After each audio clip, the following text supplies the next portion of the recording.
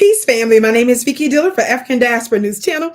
Thank you so much for tuning in. Be sure to give the broadcast a big thumbs up, and share. Thank you so very much. Family, I've got to say, I am still on a huge high after just attending and being one of the speakers in Washington, D.C. Yes, our nation's capital, the place of power here in the United States and around the world, where we foundational Black Americans met and came from all over the country to make our demands known right in Freedom Plaza, just down the street from the White House, the home of the Supreme Court, the home of the White House, the home of Congress, the home of some of the top financial agencies, beloved governmental agencies and so forth. We made our demands known right there. We packed out the place, making our demands for reparations. And I was one of the speakers there. And I'm telling you, it was absolutely electric. Dear family, our demands for reparations for the past several years and the groundswell that we've started, the momentum we've given us being consistent as the independent Black grassroots, it's resonating all over the country. And the powers that shouldn't be are very nervous. So nervous. They have different mayors in major cities, especially those with Black large enclaves. They're scared to death of losing more and more of the Black vote. So they are doing tricks by having a reparations task force and all this kind of stuff. I want you to watch this brief clip. So far, $500,000 has been earmarked for the program. As CBS 2 political reporter Chris Tye tells us, that is likely just the beginning. On behalf of the city of Chicago, I apologize for the historic wrongs committed against Black people in Chicago. A first-of-its-kind apology from a sitting mayor of Chicago. But the news from this Juneteenth flag-raising ceremony? Through an executive order, the city's taking its most strident step toward the start of reparations for descendants of African slaves. It's imperative that it is now the time to deliver good on reparations for people of Chicago. Now here they're having a Juneteenth celebration. Y'all heard that, right?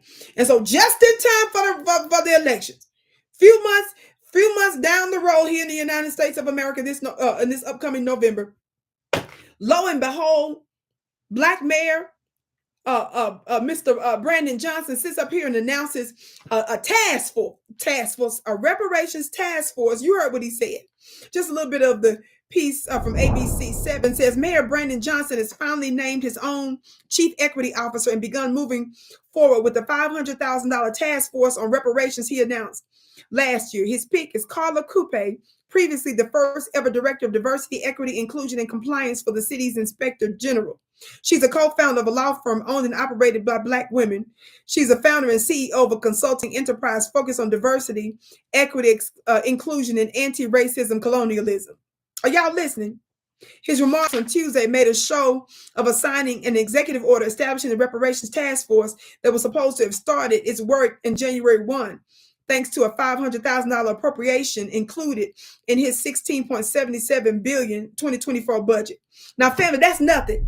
How many of you all know that it's the Black constituency in Chicago that's been rising up against him, that's been calling him out for the millions and millions, and by some estimates, and depending on if you include all the agencies, because when I've done my research on how much Chicago has spent for immigration, legal and illegal immigration, they intentionally exclude certain government agencies. So it would not be out of the question to believe that they're in the billions of dollars on how much they spend for illegal immigration. So he wants us to believe they're spending $500,000 for a task force. We don't need no task force. When you gave the illegals billions of dollars, no task force was needed to cut the check. When we gave the Ukrainians hundreds of billions of dollars, let me say that again. When we gave the Ukrainians hundreds of billions of dollars, no task force was needed. When we give the white Afghans that was coming to the country benefits, no task force was needed. You have government agency whistleblowers coming forward to tell us how Ukrainians that come to the United States, they're jumped ahead of the line and they get a different form of SSI. So somebody that's been waiting years to get something, people that have children, people that have disabilities and so forth, they got to wait a long time. There's a special type of SSI that the Ukrainians get and they're jumped in front of the line. No task force needed. These are tricks. Because they know we're so powerful with our message and demand for reparations, they're doing everything that they can to trick us and to get us to still come to the polls. That dog don't hunt. We don't need no task force. We're the oldest people here in this country. We built the country.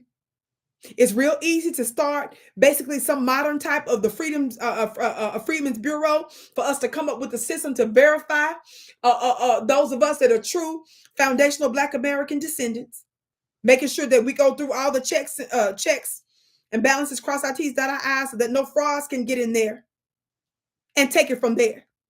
It's as simple as that. Not only that, where else is Mayor Brandon?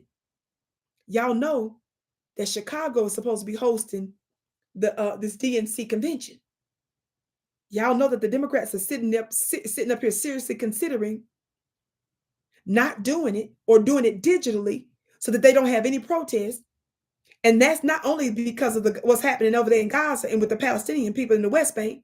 Remember, it was the Black Chicagoans that was threatening to disrupt the DNC convention when they kept kicking them out for showing up to all the meetings there to hold them accountable for putting illegal immigrants ahead of them and giving them resources that they don't even give Black Americans. I can't wait to hear what y'all have to say about it. Y'all desperate. Democrats, all you got to do is do right by us, make it an official policy and program. Stop playing these games. We don't need no task force.